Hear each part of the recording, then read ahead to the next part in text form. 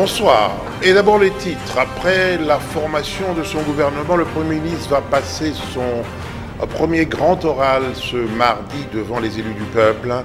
L'amélioration des conditions sociales du peuple et surtout l'organisation des élections selon l'accord de la Saint-Sylvestre, deux points majeurs de son programme.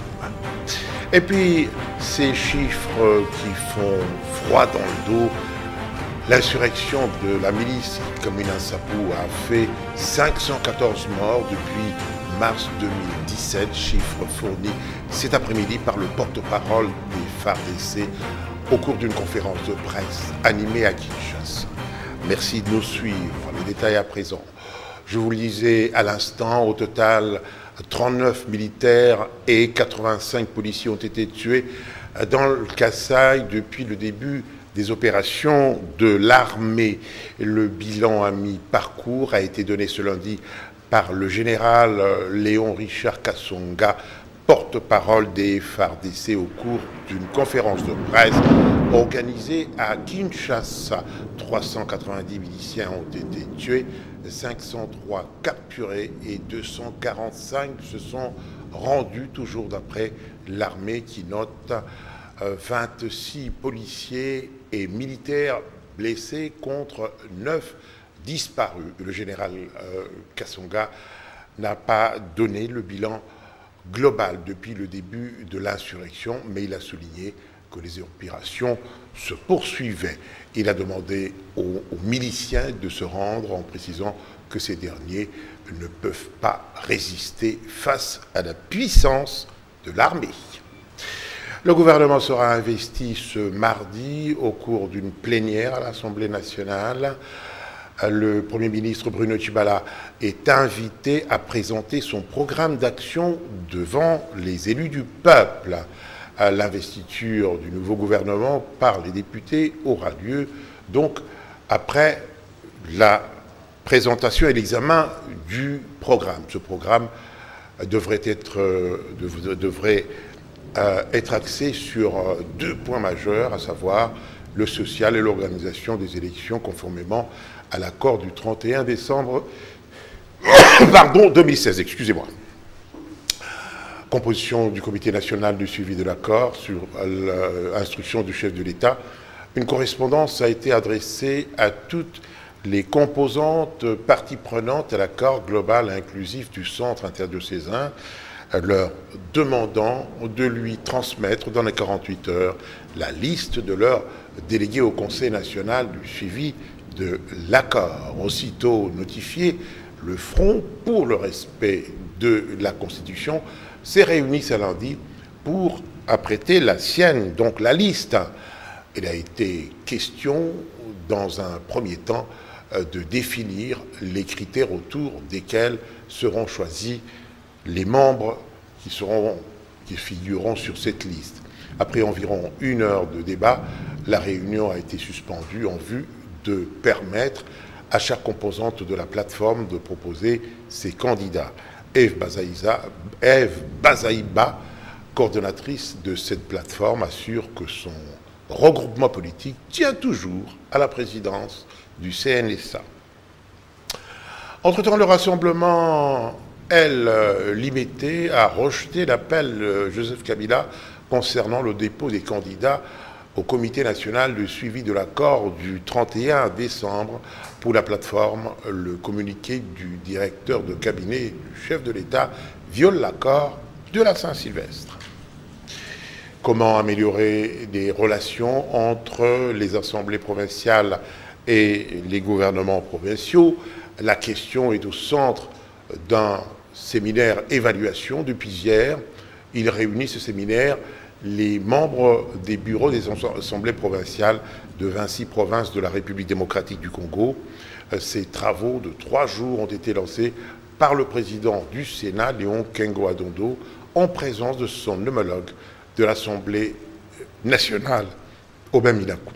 Élisée Mafou, Eric Ndongala. En 2016, Installées au mois de juin 2016, les nouvelles provinces issues du démembrement vont bientôt totaliser une année. Cela étant, ces séminaires qui tombent à point nommé a pour but faire l'évaluation générale de ces provinces et du fonctionnement des assemblées délibérantes provinciales. Enfin, de dégager les réalisations accomplies d'une part et identifier les faiblesses rencontrées d'autre part, en vue de trouver des voies et moyens d'améliorer leurs prestations. Les élus directs du peuple,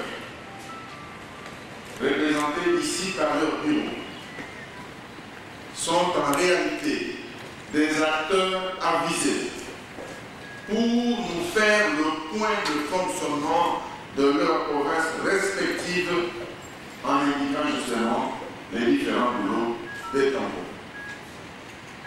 C'est la raison fondamentale de cette session d'échange, qui n'est pas seulement d'évaluer les organes délibérants de nos provinces, mais de faire, à tous les moins, aussi l'évaluation des provinces en général. Après l'évaluation, les participants composés essentiellement des 26 présidents des assemblées provinciales vont à la fin dresser un état de lieu du processus de la mise en œuvre de la décentralisation. Nous permettra également de dresser un bilan des activités des assemblées provinciales au cours des 10 années d'activité par les unes et une année par les autres. On va parler de la production législative, on va parler du contrôle parlementaire, on va parler de la représentation de la population par les élus. Ça nous permettra également de présenter le tableau des différents conflits survenus dans les provinces. Ce lien nous permettra également de renforcer les capacités des nouveaux élus, des élus provinciaux. Ouvert ce dimanche 14 mai, le séminaire sur l'évaluation du fonctionnement des assemblées provinciales va se clôturer mardi 16 mai. Un nouveau parti politique a vu le jour en République démocratique du Congo. Il s'agit du DPLC, Debout pour le Congo, Debout pour le Congo. Le nouveau parti politique s'aligne sur une idéologie sociale, démocratie et se range du côté de la majorité présidentielle pour la concrétisation de son projet de société. Bienvenue Babois, Eric Dongala. Debout pour le Congo, à en croire le comité directeur, est une structure politique organisée qui a l'ambition de réhabiliter la famille congolaise dans un environnement de paix, de démocratie et de la bonne gouvernance, dans le but de réduire sensiblement les inégalités sociales, source de nombreuses frustrations et guerres répétitives. Réaffirmons notre engagement en faveur de la paix et du développement avec ferme conviction que la pérennité et le renforcement du processus démocratique contribueront sans nul doute à l'atteinte de cet objectif. Convaincus de la volonté et de la détermination des institutions de la République et de la communauté internationale de garantir la paix indispensable pour la promotion de la démocratie en République démocratique du Congo. Conscient que pareille vision ne peut se réaliser effectivement que par la création d'un parti politique conformément aux dispositions légales et réglementaires en vigueur, avons résolu ces jours de créer solennellement le parti politique dénommé Debout pour le Congo, DPLC en sigle, d'idéologie sociale, démocratie et devant se ranger aux côtés de son Excellence Joseph Kabila Kabange, président de la République, chef de l'État, pour la concrétisation de son projet de société très favorable à la famille congolaise. La Constitution de la République démocratique du Congo, en ses articles 10 et 11 de la loi numéro 04/002 du 15 mars 2004 portant organisation et fonctionnement des partis politiques, reconnaît le droit à tout Congolais de créer un parti politique. Debout pour le Congo s'est inscrit dans cette logique. Toute autre chose, signature d'un protocole d'accord entre la Commission nationale des droits de l'homme et l'Université de Kinshasa. la CNDH s'engage à appuyer financièrement le Centre des recherches interdisciplinaires des droits de l'homme en Afrique centrale, Alizé Mafou et Mani Tango. Le partenariat qui lie désormais la Commission nationale des droits de l'homme et le Centre de recherche en matière des droits de l'homme de la Faculté des droits de l'UNIKIN vise à vulgariser la loi portant protection des droits de l'homme. La CNDH vient appuyer la structure afin d'accompagner ses actions, notamment la publication de sa revue.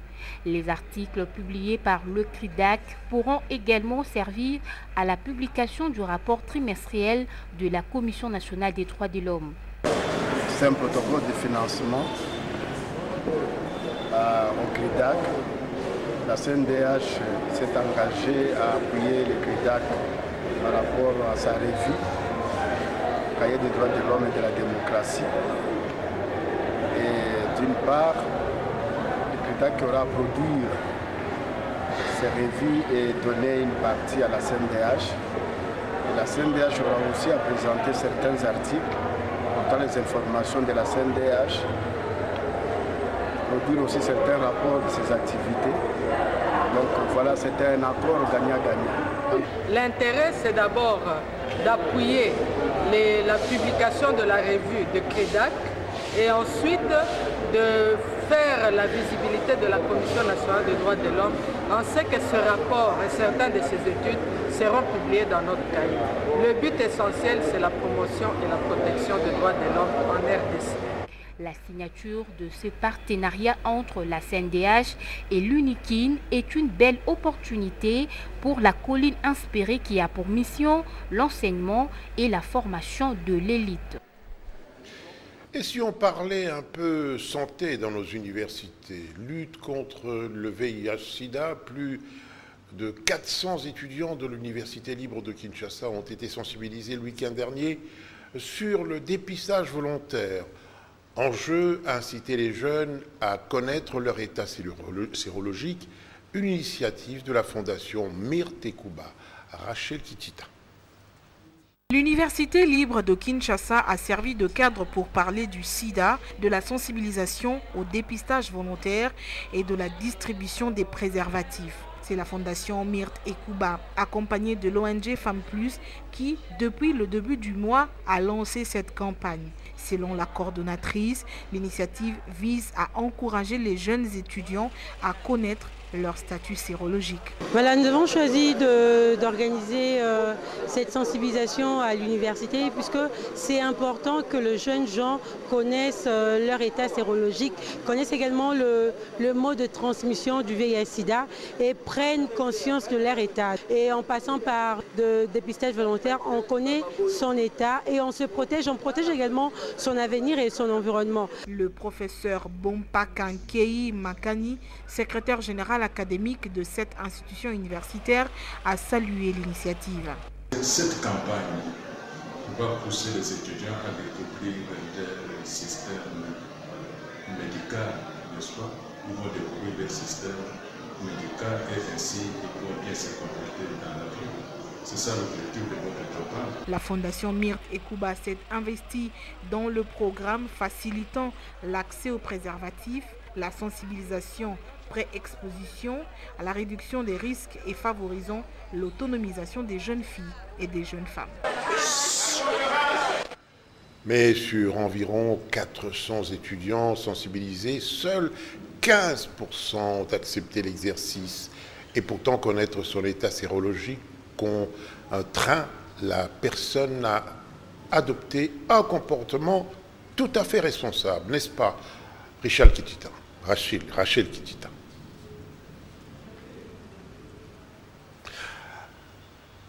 Eh bien, nous allons à présent, parce que l'élément n'est pas là, passer à autre chose. Donc, je disais, là, je n'ai rien compris, là.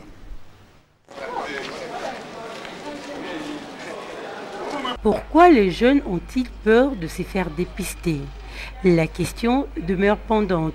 La crainte se trouverait dans la peur d'avoir un résultat positif. À l'Université libre de Kinshasa, Au moins 480 personnes ont été sensibilisées et plus de 14 000 préservatifs distribués.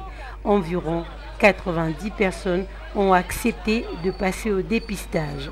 La joie rayonnait sur les visages des dépistés après que leurs résultats se soient avérés négatifs. J'avais même peur de passer les tests, soi-disant il y a des complications, il y a tout ça. Maintenant je suis très content parce que j'ai passé les tests et je suis zéro positif, donc je suis à l'aise. Négatif, pardon. Je suis zéro négatif, je suis à l'aise. J'étais vraiment inquiète, mais maintenant je suis très à l'aise, je ne suis pas atteinte. Bon, ce que je vais dire aux gens, il faut faire l'effort de savoir dépister parce que c'est important, premièrement pour connaître l'état de santé et deuxièmement pour protéger aussi les autres. Les conseillers psychologiques ont donc du pain sur la planche pour conscientiser davantage les jeunes à se faire dépister. Le reste de l'actualité avec vous, Tcholidi. Habituellement, la saison sèche débute le 15 mai de chaque année à Kinshasa et ses environs. Et c'est aussi le moment que les païdérus, communément appelés à Kinshasa et Konda, de faire la loi dans nos salons, chambres, bureaux et autres pièces. Ces insectes de forme allongée laissent des traces sur le corps qui ressemblent à des brûlures. Vous avez peut-être déjà été victime. Qui sont-ils vraiment et quelle est leur particularité? Les précisions avec Gloria Théa. Konda, c'est comme ça qu'elle est appelée en lingala. De son vrai nom, dermatite à païdérus. Cet insecte de petite taille n'est pas à minimiser, elle sécrète une substance très toxique. Sa forme allongée, sa petite taille, ses couleurs allant du rouge au noir cachent bien des choses.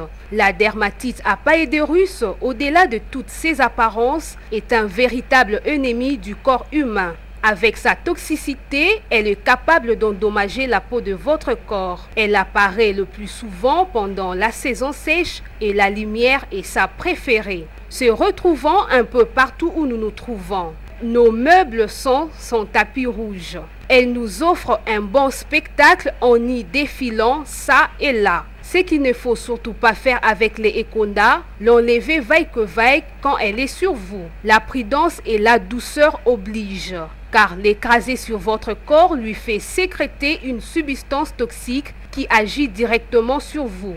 Quand vous sentez quelque chose marcher sur vous, priez donc pour que ce ne soit pas la dermatite à païdérus et prière de ne pas se frotter à elle, car c'est un problème délicat pour ceux qui en sont des victimes. On ne cessera jamais de le dire, la plupart des routes de la ville de Kinshasa se trouvent dans un très mauvais état. C'est le cas de l'avenue de l'Université dans son tronçon compris entre les arrêts Petit Pont et Mopulu.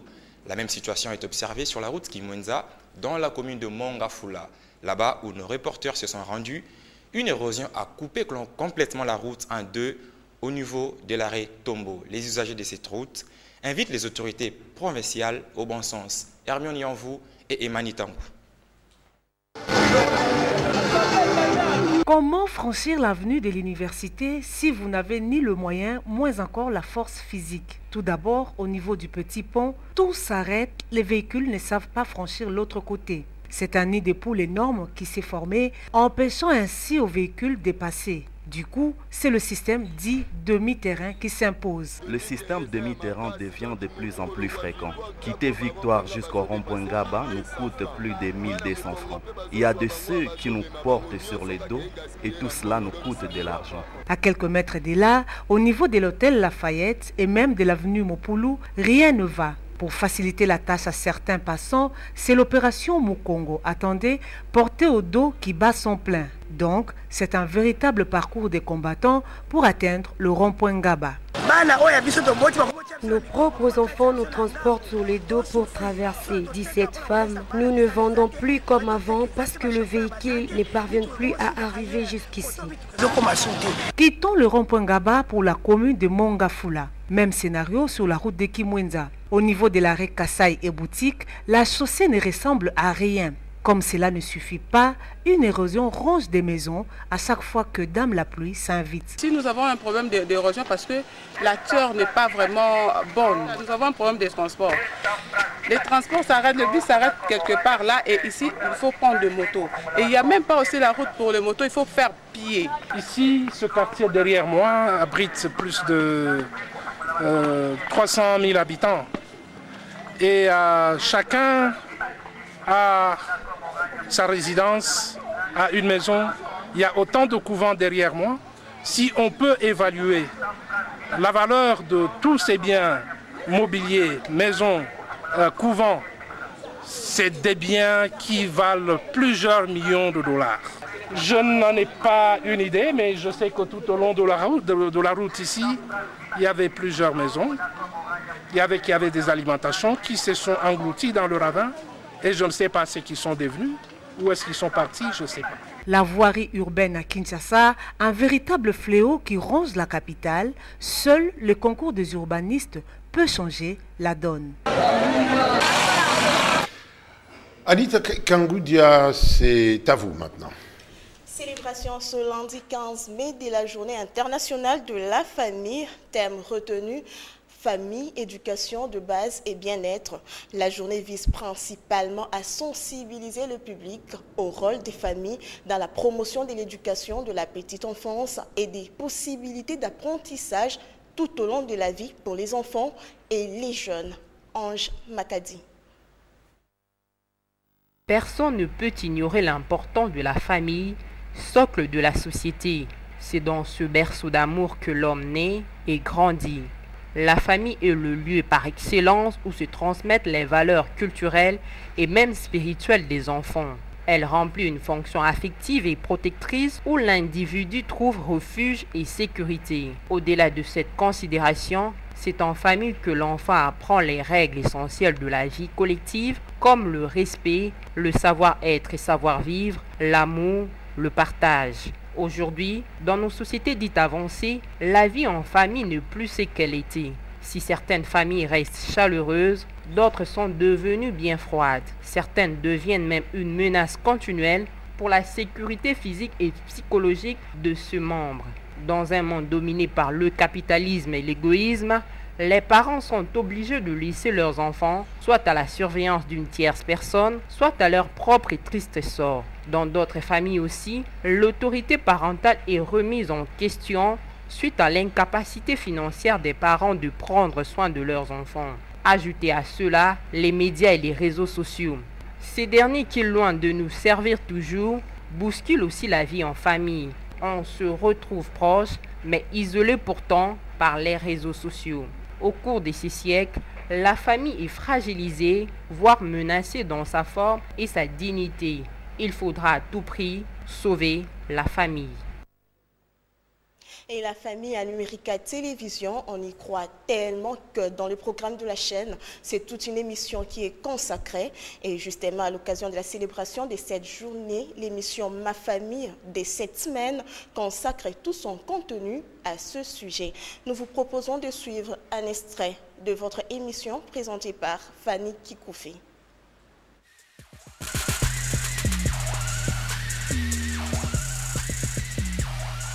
La journée du 15 mai vient des efforts constatés par les droits, le pacte 1 des Nations Unies, c'est-à-dire le pacte qui consacre les droits économiques, sociaux et culturels, qui ont été décrétés depuis le 16 décembre 1966. Et de là est parti le constat que pour accéder au développement durable, la famille s'avérait être un élément incontournable, le socle même de la société. Premièrement, il faudra noter que la famille, c'est le premier lieu de socialisation de l'individu. Donc c'est en famille qu'on apprend les premières valeurs. C'est en famille qu'on apprend à parler. C'est en famille qu'on apprend à dire bonjour. C'est en famille qu'on apprend à dire merci. C'est en famille qu'on apprend à dire au revoir.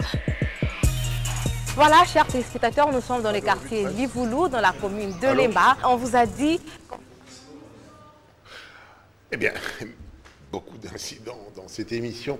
Vous suivrez l'intégralité de cette émission vendredi prochain à partir de 22h sur nos antennes, sur les antennes de Numérica Télévision, émission présentée, on vous l'a dit, par Fanny Kikoufi. En sport, le feuilleton FC Renaissance du Congo, DSMP, se poursuit. Le comité de gestion de la Ligue nationale de football a suspendu le forfait infligé à l'écurie Orange, sanctionné à cause des incidents qui ont empêché le déroulement du match entre les deux clubs. Dans son communiqué parvenu à notre rédaction, la Linafoot précise que cette décision est consécutive à l'appel introduit par le FC Renaissance. Entre-temps, les nouvelles sanctions sont tombées contre le DSMP. Jefté Solédi. Le feuilleton DSMP Renaissance est loin d'être terminé. Après avoir sanctionné l'écurie Orange, c'est au tour des Immaculés de subir la force de la loi. 7 500 $ américains, c'est la somme que doit payer le DSMP pour violation de la zone neutre. Gulutumba, le coupable non inscrit sur la feuille de match, écope de 3 mois de suspension pour s'être retrouvé sur la zone neutre pendant que les joueurs étaient déjà sur le terrain. Le comité de gestion de la Linafoot a également suspendu pour 6 matchs les joueurs Kazadika Sengu du DSMP. Ce dernier devra s'acquitter de 100 $ de pénalité pour pratique fétichiste. Suite à l'introduction de son appel, le FC Renaissance du Congo voit son forfait être momentanément suspendu par la Linafoot. Pour rappel, programmé le 8 mai dernier, le match entre DSMP et Renaissance, comptant pour la 7e journée des play-offs, ne s'était pas joué. 3 des 4 drapés des poteaux de corner étaient volés par des supporters des Renaissance. Fin de cette édition du journal télévisé. Vous suivrez juste après la revue de presse dans une sélection d'Amoun Dimouani. Vous qui nous suivez sur le bouquet CPLA, toutes nos excuses pour un début amoché parce que, sachez-le, c'est le début de la saison sèche, mais il pleut. En tout cas, il pleuvait quand nous ouvrions ce journal. Suivez-nous donc sur Canal 98, disponible dans 24 pays dans le monde et dans plusieurs ambassades de la République démocratique du Congo. Merci pour votre attention. Je vous retrouve demain à la même heure. Bonsoir.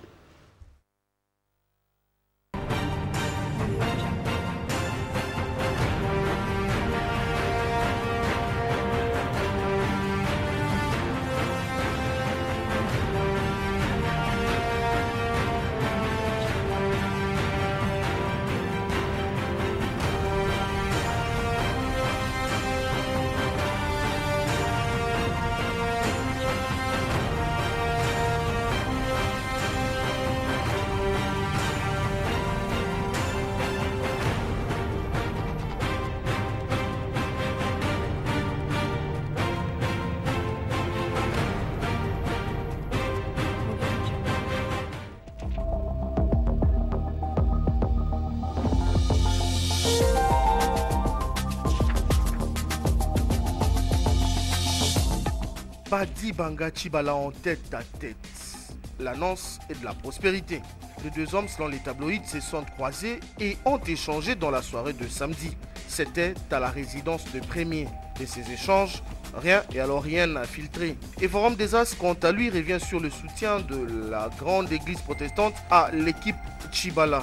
Le comité exécutif national de l'ECC appelle néanmoins les chefs de l'État à veiller au respect de la Constitution en tenant compte de tous les accords politiques signés tendant à faciliter l'organisation des élections. Investiture du gouvernement Tchibala justement, la manchette en parle. Bruno Tchibala face à ses priorités. Sans le journal, sauf imprévu, c'est mardi 16 mai que l'investiture aura lieu.